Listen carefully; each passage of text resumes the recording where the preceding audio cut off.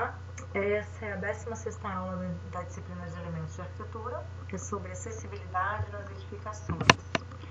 A acessibilidade tem um conceito descrito na legislação brasileira. É a condição para a utilização com segurança e autonomia total ou assistida dos espaços, do mobiliário, de equipamentos urbanos, das edificações, dos serviços de transportes, de alguns dispositivos, sistemas e meios de comunicação e informação, por pessoas com deficiência ou mobilidade reduzida. Essa informação foi tirada do decreto número 5.296, de dezembro de 2004. Segundo alguns estudos desenvolvidos por Sasaki em 2002, é possível identificar 6 tipos de acessibilidade: atitudinal, arquitetônica, comunicacional, instrumental, metodológica e programática. Aí, esses tipos, comunicacional trata da comunicação interpessoal, escrita e virtual. A atitudinal é a atenção e o respeito à diferença entre as pessoas. A acessibilidade instrumental é o uso de tecnologia assistiva. A acessibilidade programática é a inclusão em políticas públicas, regulamentos e normas. E a pedagógica é o acesso ao currículo, respeitando os níveis de aprendizagem e especificidades de cada pessoa. A acessibilidade arquitetônica, que é sobre a qual nós trataremos mais aqui nessa aula, ela trata do acesso autônomo e seguro aos ambientes físicos, tanto internos como externos. A pessoa com deficiência, com dificuldade de locomoção, ela precisa poder acessar edificações, áreas de lazer, de maneira autônoma, ou seja, sem que alguém precise ajudá-la para isso. Hoje a acessibilidade é um desafio para as pessoas com mobilidade reduzida, Existem muitas barreiras, muitos obstáculos.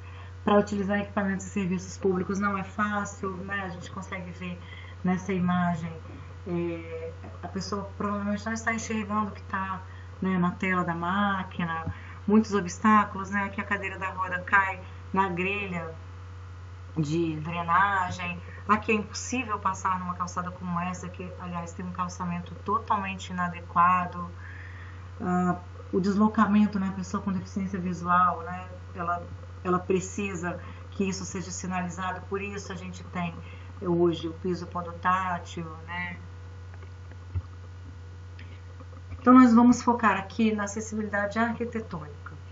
Promover a acessibilidade arquitetônica é promover a adequação de espaços e a extinção de barreiras físicas e ambientais dentro de residências, espaços públicos ou privados, edificações e equipamentos urbanos. Por exemplo, a criação de rampas, a adoção de elevadores ou plataformas elevatórias, banheiros adaptados, calçadas com piso tátil, dentre outras coisas. Por que a acessibilidade é importante? Bom, conforme as estatísticas do IBGE, quase 24% dos brasileiros apresentam algum tipo de deficiência. É muita gente precisando de acessibilidade. Além de ser uma ação humanitária e de valor social, o impacto das adequações de acessibilidade na construção, no orçamento da obra, é mínimo. Porém, alguns estudos comprovam que a variação no custo não chega a 5% quando o prédio é projetado para ser acessível. Isso valoriza o imóvel cerca de 15%.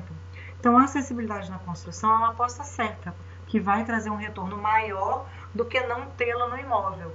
Porque os imóveis que foram feitos sem acessos, sem acessibilidade, estão precisando ser adaptados agora, principalmente se forem de uso público. E a adaptação sai bem mais cara e às vezes ela nem é satisfatória. A NBR 9050 de 2020 tem força de lei por estar citada em leis federais e municipais. Portanto, sua aplicação é obrigatória em projetos de arquitetura. O conteúdo dela está disponível para consulta gratuita por meio desse link que está aí, que vocês podem acessar pela aula em PPT, tá? Essa é a carinha da norma, o Norma Brasileira 9050, já na 4ª edição, ela foi revisada em agosto de 2020. O título dela é Acessibilidade a Edificações Mobiliárias, Espaços e Equipamentos Urbanos.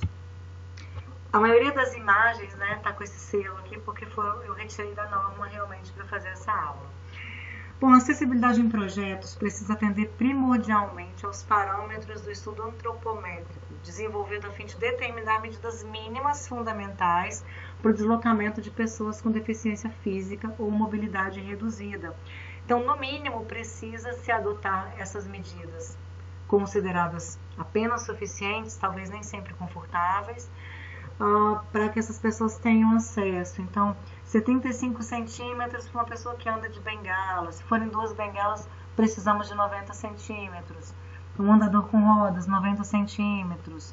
Né? E por aí, de acordo com o tipo de equipamento que a pessoa está utilizando, ela precisa de mais ou menos espaço.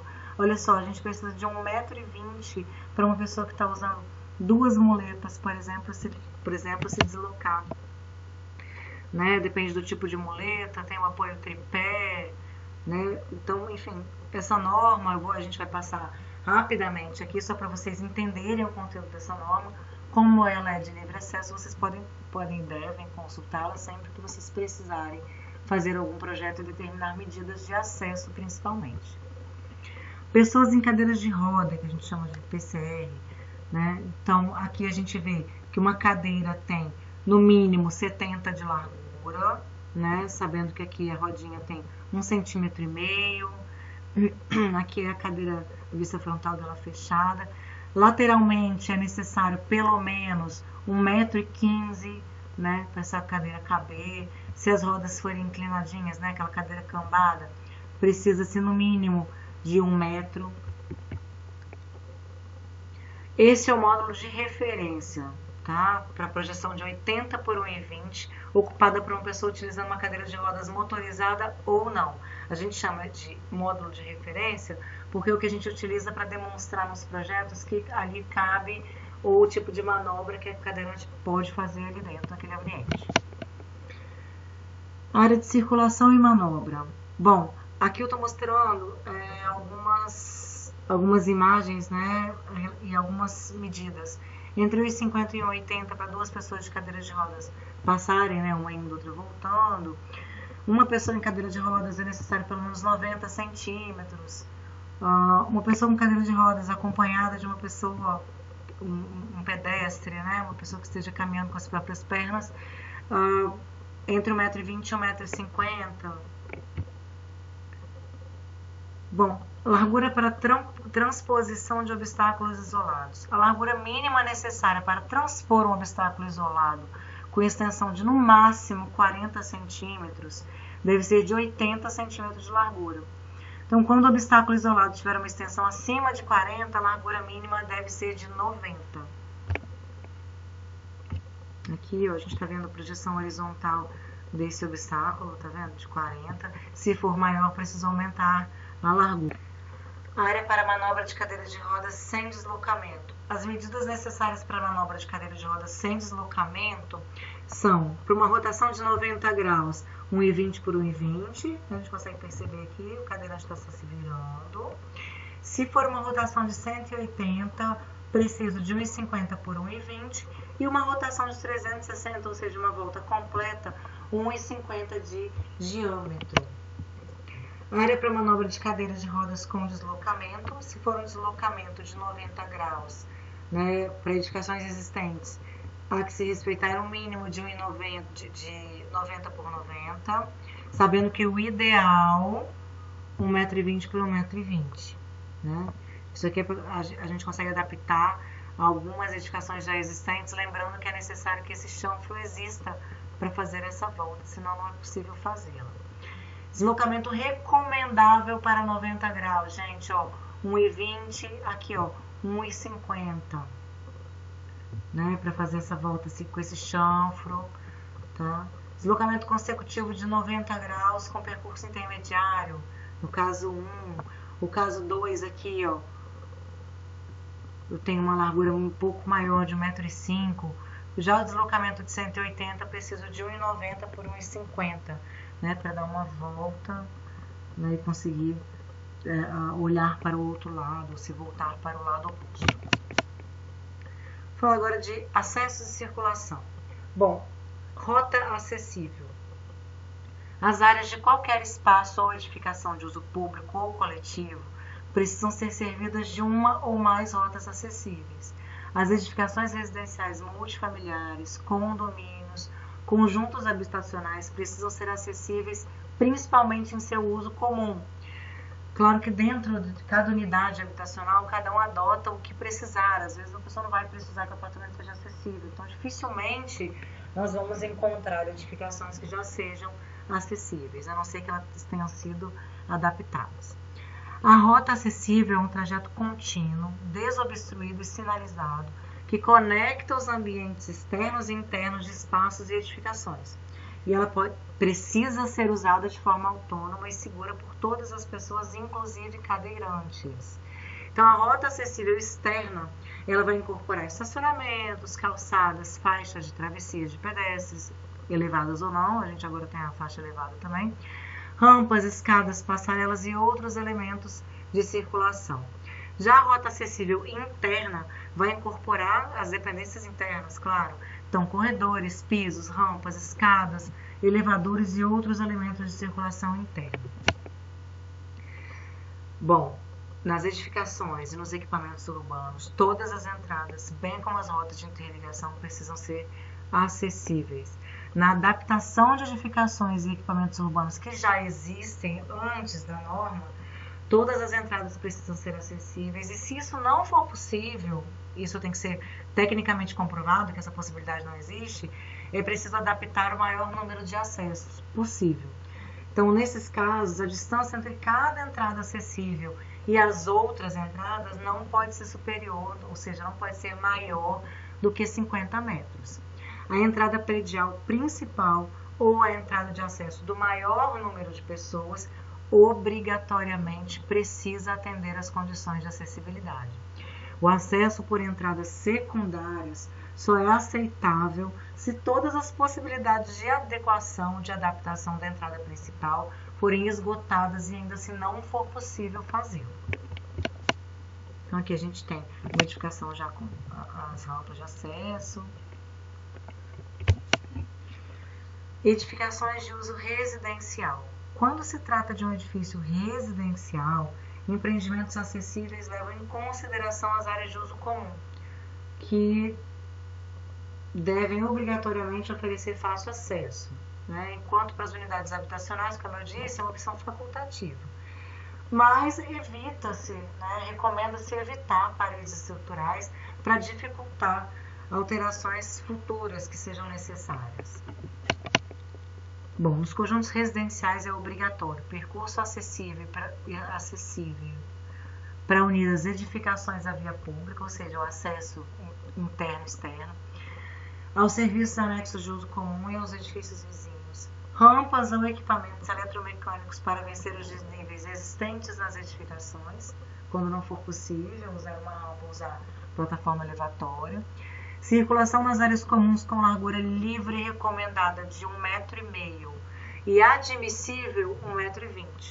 Inclinação transversal máxima de 2% para pisos internos e máxima de 3% para pisos externos, por causa do escoamento de água. Elevadores de passageiros em todas as edificações com mais de 5 andares são obrigatórios, recomendando-se no projeto a previsão de espaço para instalação de elevador nos de altura inferior. Então, hoje, apenas edifícios com mais de 5 andares são obrigatoriamente dotados de elevador. Os outros com altura inferior devem fazer uma previsão para adaptação, se for necessário, eventualmente. A cabine do elevador e a porta de entrada acessíveis para as pessoas com deficiência ou mobilidade reduzida. Há que ser prevista uma vaga para veículos conduzindo ou conduzidos por pessoas com deficiência ou mobilidade reduzida nos estacionamentos desses conjuntos residenciais. Ainda falando das edificações de uso residencial, as rampas de acessibilidade, de acordo com as orientações da 9050, desníveis superiores a 15 milímetros, ou seja, 1,5 cm, precisam atender aos requisitos de rampas e degraus, a fim de facilitar a circulação de pedestres e pessoas com deficiência ou mobilidade reduzida. Parece muito pouco, 1,5 cm, mas é muito difícil para um cadeirante subir, né, vencer 1,5 cm com a cadeira, que não, assim, principalmente que não é motorizada, né? A cadeira tende a agarrar nesse pequeno desnível. Largura livre recomendada de 1,5 m, sendo admissível a largura mínima de 1,20 m. Quando não existirem paredes laterais, as rampas devem possuir guias de balizamento com altura mínima de 5 cm, executadas nas projeções dos guarda-corpos, ou seja, não posso ter uma rampa aberta para que essa pessoa não caia, para que a roda não deslize. Patamares no início e no final de cada segmento de rampa, com comprimento recomendado de 1,50 m e mínimo admitido de 1,20 m no sentido do movimento. Sinalização com piso tátil de alerta, com largura entre 25 e 60 centímetros, distante no máximo 32 centímetros do início da rampa e localizado antes do início e após o término da rampa, com inclinação longitudinal maior ou igual a 5%. A gente vai ver desenhos que expliquem isso, tá? Inclinação transversal de no máximo 2% para rampas internas e 3% para rampas externas. Aqui, para fazer o cálculo da inclinação da rampa, é a mesma coisa do cálculo de telhado e é igual a altura, né? Ou seja, a inclinação é igual a altura a ser vencida vezes 100, sobre a projeção horizontal, C, que é o comprimento da projeção horizontal. Bom, aqui é possível perceber, vamos olhar o acesso a essa rampa aqui, ó, por exemplo. Tem o acesso na vista lateral dela aqui. Subiu, patamar. Subiu, patamar. Fez a volta aqui, ó, em planta baixa, tá? Então, ela aqui, na verdade, o acesso é assim, ó. Entrou aqui, ó, tá espelhada. Entrou aqui, subiu, patamar para descanso, patamar para descanso. Virou, subiu, patamar para descanso, subiu de novo, patamar para chegada, tá? Rampa de acessibilidade. As rampas devem ter inclinação de acordo com os limites estabelecidos na tabela 4. Para inclinação entre 6,25% e 8,33%, é recomendado criar áreas de descanso nos patamares a cada 50 metros de percurso. Então, voltando aqui, esse percurso inclinado aqui, ó, inclinado, a projeção horizontal dele precisa ser no máximo de 50 metros. E a inclinação ideal, para que um cadeirante seja autônomo no aspecto de locomoção, não pode ser maior do que 8,33%. E existe também um número máximo, né, de segmentos de rampa, né, o desnível de 80 centímetros aqui, ó. Número máximo de rampas, 15 segmentos.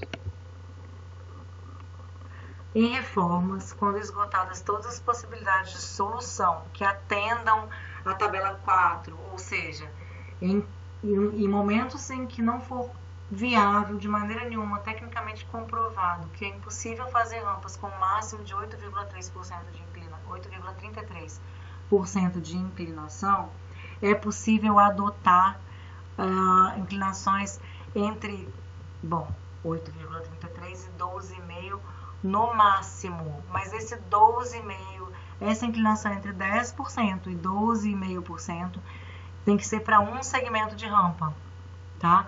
E a altura máxima a ser vencida é de 0,75. Tá? Para rampas em curva, a inclinação máxima admissível é de 8,33.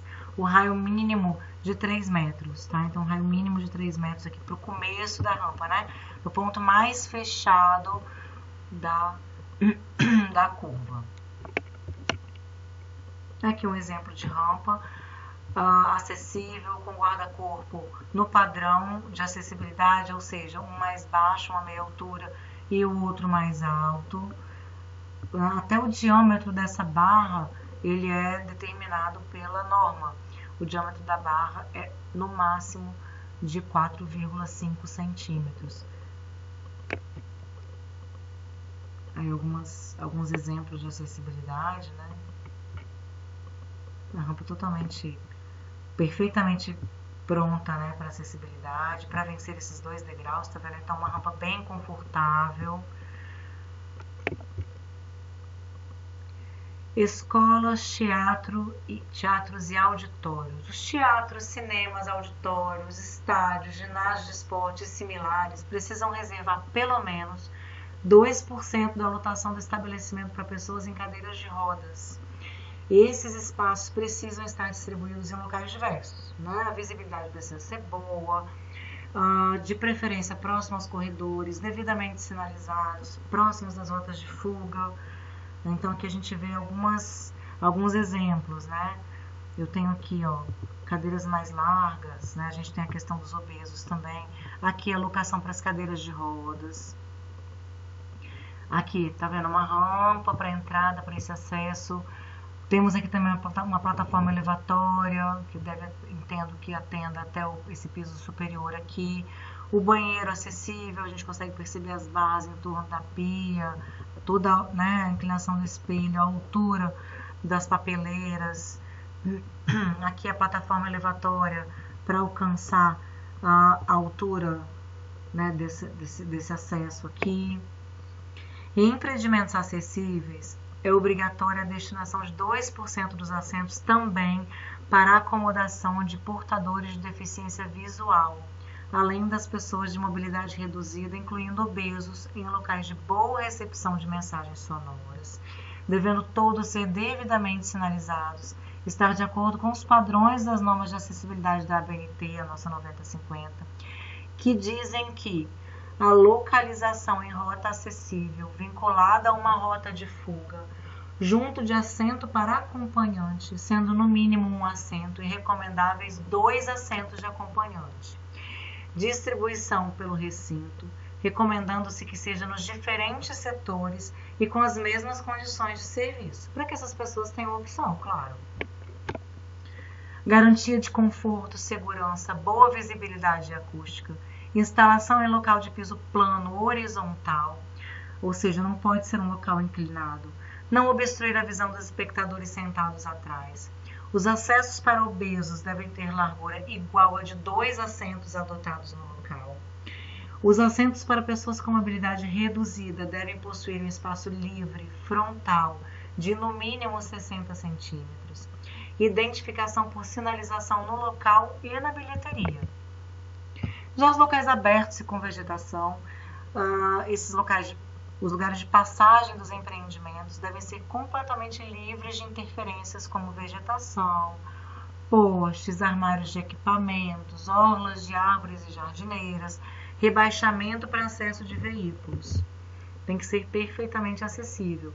Dessa forma, os obstáculos aéreos como marquises, faixas e placas de identificação, toldos luminosos, vegetação e similares devem se localizar a uma altura superior a 2,10 metros e atender aos seguintes critérios. Elementos da vegetação como plantas entouceiradas, ramos pendentes, galhos de árvores e arbustos não devem avançar na faixa de circulação livre. Orlas, grades, muretas ou desníveis entre o piso e o solo não devem avançar na faixa de circulação livre. Plantas não podem avançar na faixa de circulação livre, respeitando um mínimo de 2,10 metros. Temos que pensar que há pessoas, não apenas com habilidade reduzida, nós temos também pessoas com deficiência visual acessando esses locais. A acessibilidade também procura atender, na verdade a acessibilidade procura atender todo tipo de deficiência. Junto às faixas livres de circulação, não são recomendadas plantas com espinhos ou que produzam substâncias tóxicas, que desprendam muitas folhas, frutos ou flores, porque eles podem fazer o piso ficar escorregadio. Plantas invasivas, né, que exijam manutenção constante. Plantas com raízes que possam danificar o pavimento. Às vezes uma falta de manutenção vai fazer com que esse pavimento se quebre, daí essa rota que era acessível passa a não ser mais. No caso de grelhas das orlas para proteção da vegetação, elas não devem ter vãos superiores a 15 milímetros de largura, posicionadas de forma transversal ao sentido da circulação. Por quê? porque essas grelhas, né, elas podem fazer com que as rodas agarrem, ou que alguém prenda a mão, ou enfim.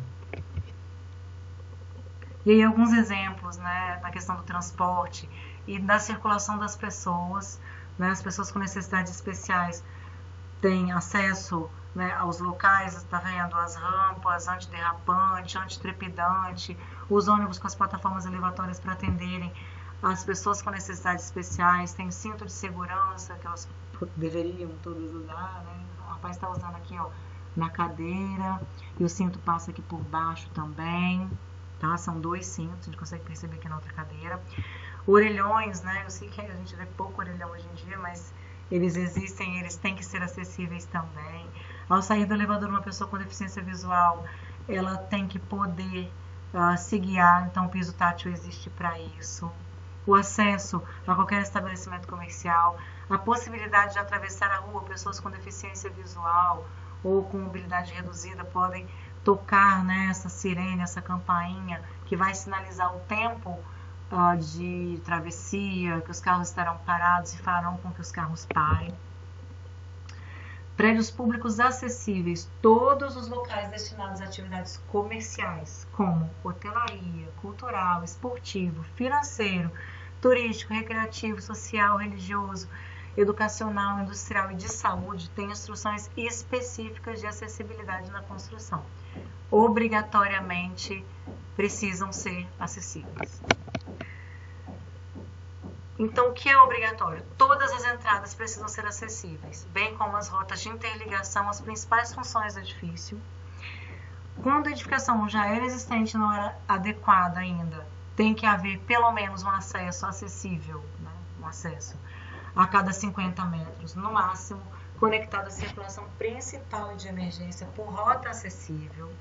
Ao menos um dos trajetos horizontais ou verticais de todas as dependências e serviços do edifício deverá cumprir todos os requisitos de acessibilidade. É fundamental que haja banheiros, né, sanitários e vestiários acessíveis para essas pessoas. Deve 5% do total de cada peça, se houver divisão por sexo, obedecerá ao mínimo de uma peça, né? Se 5% der um número quebrado, pelo menos uma peça precisa ser adaptada, um banheiro precisa estar adaptado. Em shopping centers, aeroportos, áreas de grande fluxo de pessoas, ou em função da especificidade ou natureza do uso dessa edificação, recomenda-se um sanitário acessível que possa ser utilizado por ambos os sexos, o sanitário familiar. Mas o sanitário acessível precisa existir, mesmo que ele seja unissex. Nas áreas externas ou internas da edificação destinadas à garagem ou estacionamento de uso público, é obrigatória a reserva de vagas próximas aos acessos de circulação de pedestres, próximos das entradas de preferência, para os veículos que transportam as pessoas com deficiência física ou com alguma dificuldade de locomoção. Bom, o número de vagas ele é previsto na norma 9050 do ano de 2020, a revisão de agosto de 2020, e ela varia de acordo com o tipo de empreendimento, com a rotatividade, com a metragem do empreendimento. Então, isso precisa ser consultado, mas sabe-se que pelo menos uma vaga é necessária para qualquer empreendimento. Atentos para as medidas das vagas, é preciso esse 1,20 m aqui, para que a pessoa desça do carro e consiga, né, se locomover, né, ter acesso à saída. Aqui a vaga a 45 graus, tá vendo, pertinho da rampa de acesso, as faixas pintadas. Aqui, ó, por exemplo, tem uma vaga aqui e uma vaga aqui. Aqui no meio eu tenho 2,40 m, né? E aqui a faixa que não pode ser ocupada, porque as pessoas com cadeiras de rodas ou com dificuldade de locomoção precisam dessa área para acessar o estacionamento, acessar o empreendimento. Então, entre o estacionamento e o acesso principal, precisa haver uma rota acessível. Se isso não for possível, é preciso que haja vagas de estacionamento exclusivas para as pessoas com deficiência ou mobilidade reduzida próximo ao acesso principal. Por hoje é só.